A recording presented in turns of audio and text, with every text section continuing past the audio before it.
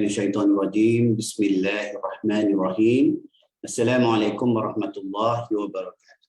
Alhamdulillahirabbil alamin wassalatu wassalamu ala asyrafil anbiya'i wal mursalin sayyidina Muhammadin ibn Abdillah wa ala alihi washabihi wa man walah. Allahumma shalli ala Muhammad wa ala ali Muhammad kama shallaita ala Ibrahim wa ala ali Ibrahim wa barik ala Muhammad wa ala ali Muhammad kama barakta ala Ibrahim wa ala ali Ibrahim fil alamin innaka Hamidul Majid. Allahumma inna nas'aluka ilman nafi'a wa rizqan thayyiban wa amalan mutaqabbala wa dinan qayyima wa yaqinan shadiqa wa imanan kamila. Amin amin ya rabbal alamin. Amma ba'du. Baik, alhamdulillah. Semua alhamdulillah bertemu lagi kita pagi ni menyambung bacaan bersama, masih lagi dalam surah Al-Isra, muka surat 292 ayat 97 sampai 104. 97 104. Semalam kita bicara bagaimana cukuplah Allah menjadi saksi bagi kita. Cukuplah Allah menjadi saksi. Hari ini kita jumpa lagi. Semalam Allah dah beritahu, diulang kembali. Ayat tu dalam beberapa ayat awal tu Allah ulang kembali peringatan-peringatan yang dah bagi pun sebelum-sebelum ni. Peringatan-peringatan untuk siapa? Untuk orang yang faham, untuk orang yang nampak, orang yang tak sumum bukmun umyun. Kita jangan jadi buta dan tuli. Peringatan demi peringatan diulang-ulang. Hari ini diulang balik. Kita akan jumpa lagi kisah dengan Nabi Musa dan Fir'aun. Dalam Quran ni, kalau tak salah saya lah, kena cek balik dengan tuan-tuan guru, dalam Quran ni antara kisah yang paling banyak ialah Musa dan Fir'aun. Dalam banyak-banyak raja Mesir itu, Fir'aun yang paling banyak dinyatakan. Adalah Namrudnya apa sikit-sikit kan. Tapi yang paling banyak sekali kisah Musa dan Fir'aun. Kenapa? Itu contoh terbaik bagaimana seorang Nabi itu berjihad. Berjihad, lepas tu susahnya dia dan sebagainya, dan banyaknya songeh kaum dia. Songeh lagi sebut. Diulang-ulang. Semua untuk peringatan bagi kita. Peringatan bagi kita. Ini kita jumpa lagi. Ini kita jumpa lagi. Kenapa nak diingatkan tu? Ada sebabnya. Ini penerbit pilih title manusia dibangkitkan kembali sebagai makhluk yang baru. Bukanlah jadi monyet ke, jadi kambing ke, jadi apa. Ada sebahagian kawan-kawan kita, dia faham kalau dia mati, dia akan hidup balik sebagai makhluk yang lain. Ada sahabat saya itu, dia suka lepaskan binatang-binatang. Dia lepas serangga lah, apalah, dia beli cengkerik kedai pancing tu, dia lepas, dia kata. Mana tahu ini cengkerik ni nanti dia hidup balik jadi dewa, dia kata. Macam tu. Wallahualam lah, dia percaya macam tu. Kita nasihat sikit-sikit lah yang mana boleh bercerita dengan sahabat-sahabat yang nak mendengar ni. Begitulah, kita pun akan dilahirkan sebagai makhluk yang baru. Sebelum ni kita dah jumpa dah Allah kata, hatta kalau kita ni Allah buat benda keras pun, besi, batu, emas, belian yang keras tu pun, Allah masih boleh mematikan kita dan menghidupkan kita kembali. Orang kafir kata, kami ni dah masuk kubur, dah hancur, takkan nak hidup balik. Gitu. Kita akan jumpa balik hari ini bagaimana peringatan kembali Allah bagi kepada kita supaya apa? Kita ambil iktibar daripada peringatan itu, insya-Allah. Kita akan jumpa juga hari ini bagaimana Allah kata manusia ni kalau bagi harta kadang-kadang dia kikir, dia kedekut. Dia kedekut, dia tak melaksanakan hak pada harta dia. Padahal insya-Allah kita akan jumpa sebuah hadis di mana Rasulullah sallallahu alaihi wasallam sabda, di tangan kanan Allah itu penuh harta-harta yang dinafkahkan kepada kita semenjak kejadian kita lagi. Dan sedikit pun tidak kurang harta di dalam tangan kanan Allah. Begitulah.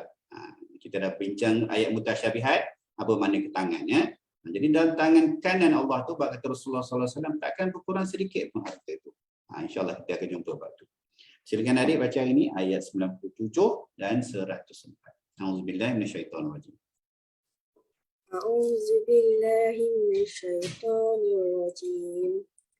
وَمَنْ يَهْدِ اللَّهُ فَهُوَ الْمُهْتَدِ وَمَنْ يُضْلِلْ فَلَنْ تَجِدَ لَهُمْ أَوْلِيَاءَ مِنْ دُونِهِ وَنَحْشُرُهُمْ يَوْمَ الْقِيَامَةِ عَلَى وُجُوهِهِمْ عُمْيًا وَبُكْمًا وَصُمًّا مَأْوَاهُمْ جَهَنَّمُ كُلَّمَا خَبَتْ زِدْنَاهُمْ سَعِيرًا ذلك جزاؤهم بأنهم كفروا بآياتنا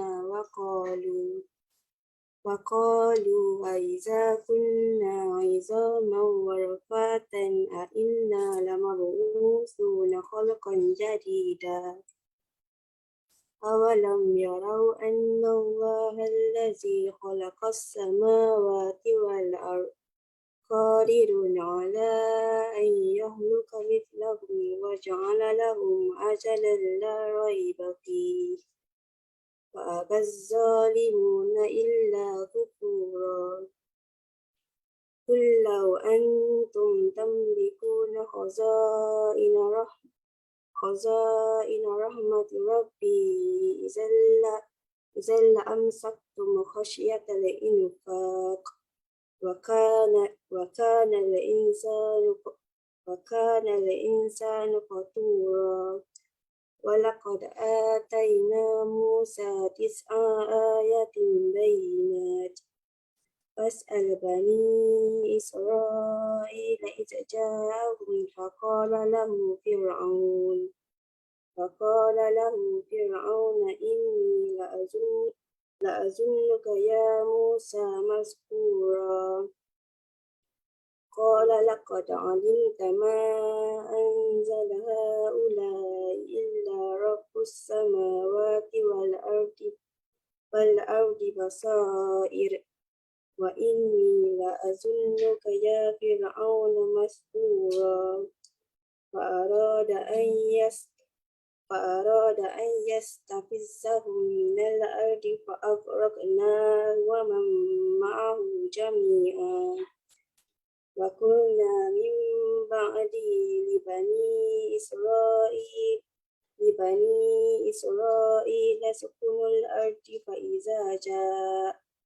فإذا جاء وعد الآخرة جئنا بكم لفيفا صدق الله العظيم. Bismillahirrahmanirrahim. Terjemahan. Dan barang siapa diberi petunjuk oleh Allah, dialah yang mendapat petunjuk.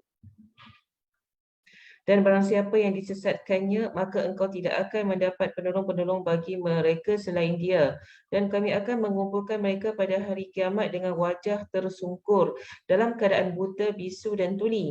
Tempat kediaman mereka adalah neraka Jahannam. Setiap kali api Jahannam itu padam, kami akan tambah lagi nyalaannya bagi mereka. Itulah balasan bagi mereka kerana sesungguhnya mereka kufur kepada ayat-ayat kami dan kerana mereka berkata, apabila kami telah menjadi tulang belulang dan hancur lebur, apakah kami benar-benar akan dibangkitkan kembali sebagai makhluk baru? Dan apakah mereka tidak memperhatikan bahawa Allah yang menciptakan langit dan bumi adalah maha berkuasa pula menciptakan yang sama dengan mereka, dan dia telah menetapkan waktu tertentu mati atau dibangkitkan bagi mereka yang tidak diragukan lagi. Maka orang zalim itu tidak menolaknya kecuali dengan kekufuran. Katakanlah Muhammad, sekiranya kamu menguasai perbendaharaan rahmat Tuhanku, pasti perbendaharaan itu kamu tahan kerana takut membelanjakannya, dan manusia itu sememangnya sangat kedekut. Dan sesungguhnya kami telah memberikan kepada Musa 9 mukjizat yang nyata. Maka tanyakanlah kepada Bani Israel. Ketika Musa datang kepada mereka, lalu Fir'aun berkata kepadanya, wahai Musa, sesungguhnya aku benar-benar menganggap engkau terkena sihir.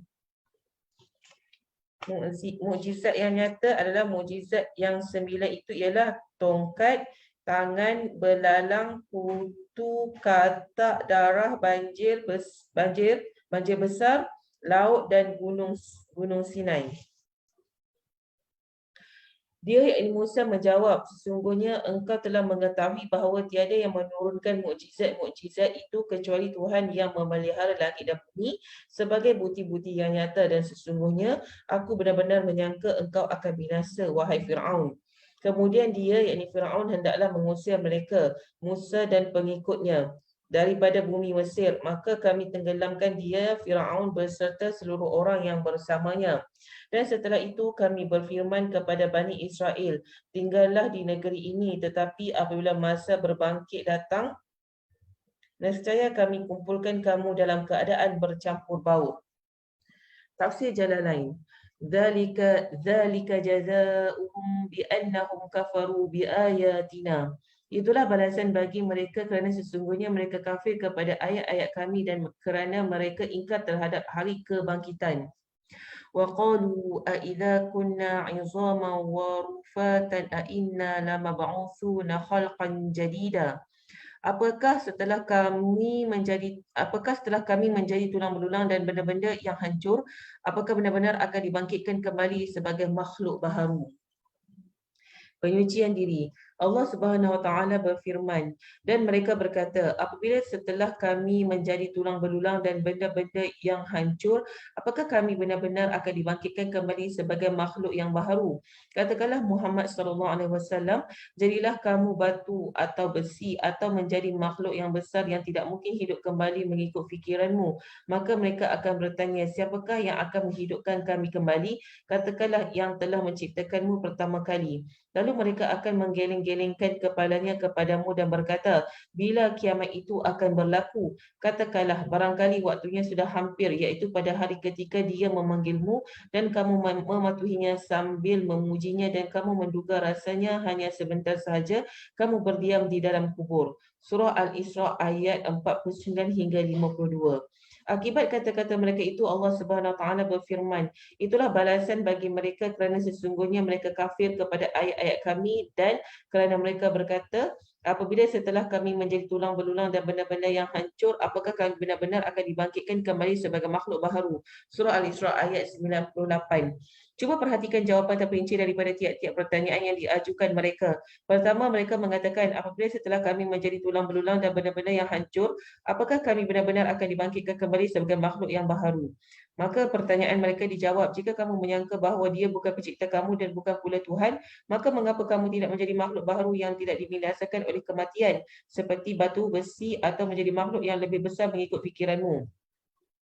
Jika kamu berkata kepada kami, boleh jadi orang yang menciptakan kami dengan sifat ini dan memelihara kami dengan pemeliharaan ini tidak menerima kekekalan dan tidak menjadikan kami sebagai batu dan besi, maka sungguh telah tegak hujah ke atas kamu dengan pengakuanmu sendiri. Maka tiada yang menghalangi antara yang menciptakan dan memelihara kamu dengan yang mengembalikanmu sebagai makhluk baharu. Hujah itu mempunyai pengukuhan lain, iaitu seandainya kamu menjadi batu atau besi atau makhluk yang lebih besar daripada kedua-duanya, tentu ia berkuasa membinasakan, menyempurnakan zat kamu dan memindahkannya dari satu keadaan kepada keadaan yang lain. Sesiapa yang berkuasa dalam mengatur jasad ini berupa membinasakan, menyempurnakan dan memindahkannya dari satu keadaan kepada keadaan yang lain. Tentu ia tidak akan lemah dalam mengatur jasad yang lebih kecil lagi. Maka Allah SWT mengkhabarkan bahawa mereka mengajukan pertanyaan lain. Siapa yang akan mengembalikan kami setelah jasad kami hancur? Maka Allah SWT menjawab mereka dengan firman-Nya, katakanlah yang telah menciptakanmu pertama kali. Surah Al-Isra ayat 51. Riyadhus Salihin. Daripada Aisyah radhiyallahu anha, dia berkata bahawa Rasulullah sallallahu alaihi wasallam bersabda, sesungguhnya setiap manusia daripada anak cucu Adam dilahirkan dengan 360 rangkaian persendian. Maka sesiapa yang bertakbir, bertahmid, bertahlil, bertasbih serta mohon ampun Allah SWT, menyingkirkan batu-batu, duri-duri atau tulang belulang daripada jalan yang biasa dilalui manusia serta menyuruh kepada yang makruf dan mencegah daripada yang mungkar adalah sebanding dengan 360 jumlah persendian, sungguh pada hari itu ia akan berjalan sedang ia telah menjauhkan dirinya daripada azab api neraka. Hadis riwayat Muslim. Hadis di atas mengandungi beberapa pengertian, antaranya bahawa setiap amal itu mempunyai ganjaran dan pahala yang sama dengan ganjaran sedekah bagi orang yang tidak mampu melakukannya dan serupa dengan itu bagi orang yang mampu melakukannya. Hadis kesihatan. Daripada Abdullah bin Ja'far, dia berkata, aku pernah melihat Rasulullah SAW memakan mentimun dengan rutab, kurma yang matang sebelum jadi tamar. Daripada Anas, dia berkata Rasulullah SAW berbuka dengan beberapa rutab sebelum bersolat. Jika tidak ada, maka dengan beberapa kurma tamar. Dan apabila tidak ada kurma, maka baginda menegur air beberapa kali. Hadis riwayat Abu Dawud. Tibun Nabawi, khasiat rutab. Rutab adalah kurma yang sudah matang dan segar sebelum jadi tamar. Rutab disebutkan oleh Allah SWT dalam kitabnya saat berfirman kepada Maryam, dan goyanglah pangkal pohon kurma itu ke arahmu dan secaya pohon itu akan menggugurkan buah kurma yang masak kepadamu. Surah Maryam ayat 25. Tabiat kurma yang masih segar adalah tabiat air yang memiliki sifat panas dan lembab. Ia menguatkan perut yang sejuk, menyeimbangkannya, menambah penghasilan mani, menambah kegemukan dan mengandungi kalori yang tinggi. Kurma adalah buah yang paling bagus untuk penduduk Madinah dan daerah lain yang memang ditanam pohon kurma dan sangat bermanfaat bagi tubuh Sehubungan dengan itu, Nabi SAW biasa berbuka puasa dengan kurma segar, kurma kering atau dengan air sejuk kerana sifatnya yang lembut dan manis.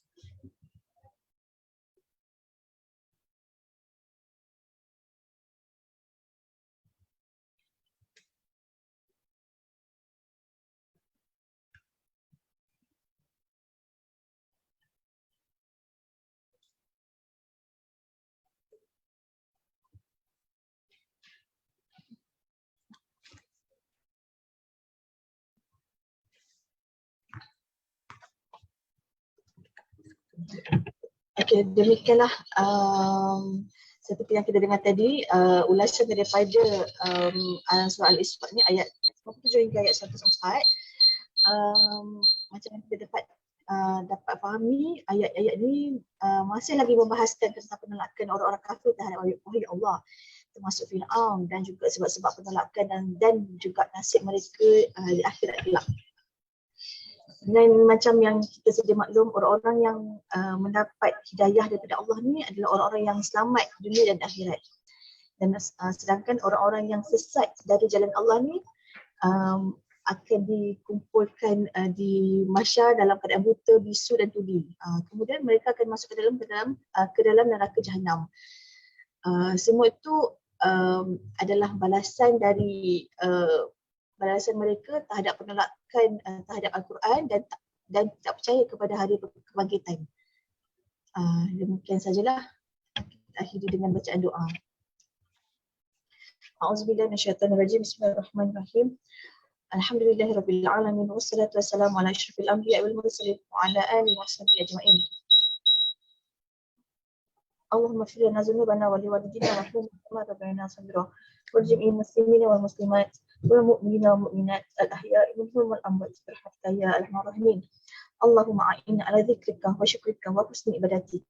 Allahumma faqihna fi din wa 'allimna ta'wil wa ihdina siratal mustaqim siratal ladzina an'amta 'alaihim minan nabiyyin was-siddiqin wasyuhada'i was-shalihin wa hasuna ulaika rafiqa ya arhamar rahimin.